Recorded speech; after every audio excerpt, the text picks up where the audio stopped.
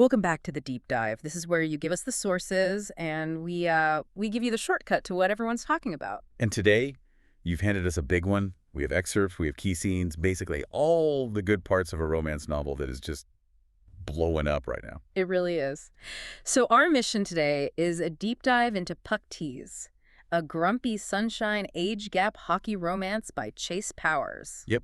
And look, we're not just going to give you a plot summary. We want to get into the nuts and bolts of why this book works so well. Exactly. Why is there so much heat, so much drama around it? It's a forbidden love story. Right. Set in the super intense world of pro hockey. Yeah. It's all about what happens when the rules just don't matter anymore. And it all starts with this perfect storm of tropes.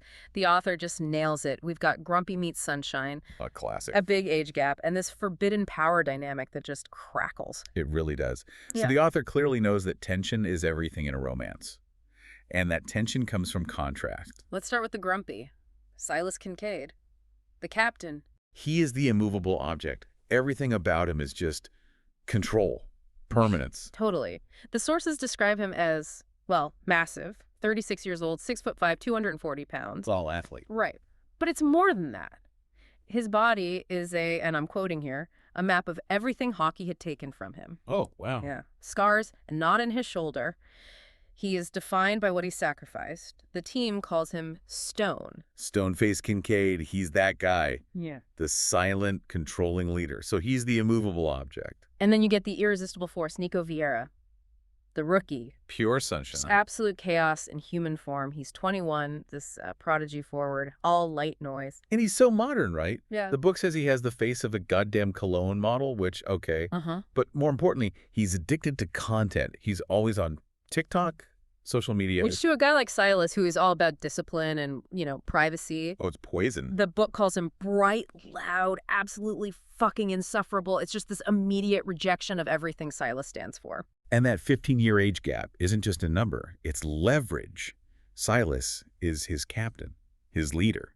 So there's this sense of responsibility that he has to fight against constantly because the attraction is, well, it's instant.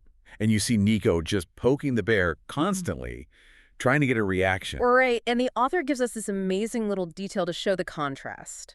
It's Yeah. their hands. Okay, so Silas's hands are all scarred from, like, old-school bare-knuckle fights. Brutal. And Nico's calluses are from stick tape. It's the new generation. Finesse over force. It's their whole conflict right there in their hands. Mhm. Old guard versus new guard, duty versus flair. So you have this incredible friction, but in romance, you can't just have them wanting each other from afar. You have to force them together. You need inevitability. And this is where the forced proximity trope comes in. And this setup is just masterful. It's Minneapolis in February. What could go wrong? Everything. Nico's apartment floods. Total disaster. And Coach Miller, seeing this, decides the only person who can stabilize this chaotic rookie is the most stable guy on the team, Silas. And Silas lives in this, like, glass fortress. Yeah. A lake house built for one. Total isolation. Control. His sanctuary. And now it's being invaded. Silas tries to lay down the law immediately. He gives Nico this whole list of rules. Military style. No arguing, no parties, no guests. And the big one. The one that tells you everything. No women. Which is just perfect, because that's not the rule that's going to get broken, is it? Not at all. And the tension goes from emotional to physical, like instantly. Nico shows up and Silas is just there. In gray sweatpants. That's set low on his hips. The professional mask is gone. And Silas just reacts. He can't handle it. He shoves Nico against the wall, trying to, reassert that dominance. It's so physical. It basically tells you, the reader, that this whole conflict is going to get physical. His control is already gone. And then it spills onto the ice, which is the perfect place for it. We get that scene. Silas body checks Nico into the boards during a drill. It's way too hard, unnecessary. He pins him there. It looks professional, right? But it's so, so personal. It's Silas trying to punish the attraction out of himself. But Nico, he's not scared. Yeah. He knows exactly what's going on. Oh, he knows. And he whispers the line that just changes everything. If you wanted to pin me down, you could have just asked. Boom. He just throws it right back in Silas's face. All the subtext is now just text. The game is on. And living in that lake house is now a pressure cooker. There is no escape from it. And that fragile control Silas has, it doesn't even last until the next home game. It shatters on the road. The away game, of course. Yeah. Because now you take away his fortress. They're in room 847. A tiny hotel room. with one queen bed. It's a perfect setup for disaster. And Nico decides to speed things along. He goes to the hotel bar, starts flirting with some random guy, Derek or something. She's spiraling. He needs to provoke a reaction, any reaction from Silas. And he gets one. Because Silas finds him, not just flirting, he finds him on his knees in the hallway. Wow. Yeah. And Silas's reaction is just volcanic. It's not about the team rules anymore. It's pure jealousy. He drags him out of there, shoves him against a brick wall in the cold, and that's it. The control is gone, completely shattered. And this is where he delivers that line. The one that's just so brutal and so honest. You're a manipulative little slut, aren't you? And it is brutal, but it's also true. Nico has been manipulating him, pushing every single button. And that honesty just, it breaks the dam. And leads to let's say, a very intense encounter back in that hotel room. Very intense. But what really makes this story work is the fallout. Yeah. The second it's over, Silas is just consumed with guilt. The power imbalance comes crashing back down on him. He's the captain. He says it right. I'm your captain. I'm 15 years older than you. If I Yeah. take advantage of that, he just can't trust himself. So he does the only thing he thinks he can do. He kicks Nico out of the lake house.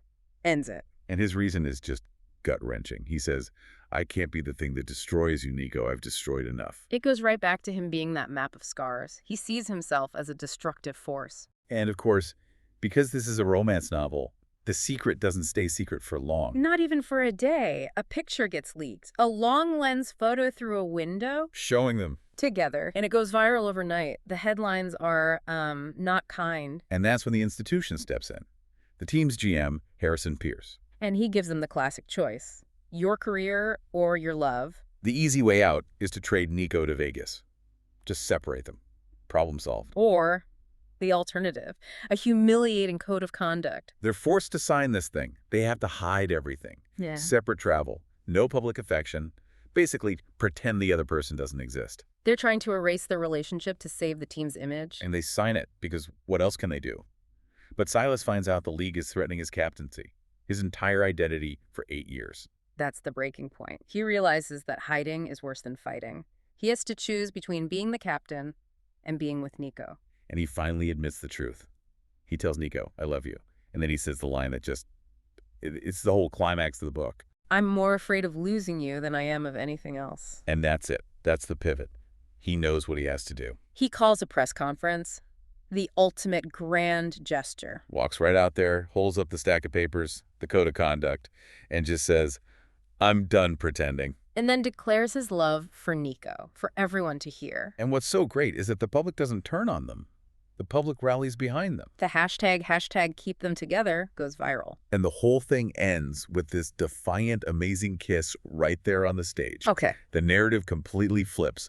Fan support overwhelms the corporate pressure. The trade, the rules, all of it just evaporates. Which leaves only one thing left to do. Win the whole damn thing. Exactly. Game 7. Overtime. Silas makes the perfect pass. Nico scores the winning goal. The perfect blend of their professional and personal lives. And they seal it with another kiss on the ice in front of everyone. It's Yeah. the perfect triumph. So we've gone from friction to forced proximity to this massive public showdown and victory. And for you, the reader, this all leads to that guaranteed happily ever after. The epilogue just ties it all up. Nico moves into the glass fortress for good. No more rules. And Silas proposes. Yeah, with a brushed platinum band, a promise of forever, even if the law hasn't caught up yet. It's just so good. So to recap, if you want a book that delivers, this is it. You get Grumpy Sunshine, you get a forbidden age gap. High-stakes sports drama, intense forced proximity, a huge public showdown. And a hard-won, definite HEA. It checks every single box. The book is Puck Tease by Chase Powers. It's available right now, and it's huge on Kindle Unlimited, so you can just dive right in. And there's more. Oh, yeah. For those of you who just can't get enough, the author's offering an exclusive bonus chapter, a very steamy off-season scene. Just saying. So we'll leave you with this final thought, which is really the core of the whole story. The league, the team. They tried to control their relationship by threatening Silas's entire legacy. So the question for you is, when a forbidden relationship could destroy your entire professional life, do you sacrifice the love to save the career? Or do you choose the person no matter what kind of chaos it brings? Think about it. And we'll see you next time for the next deep dive.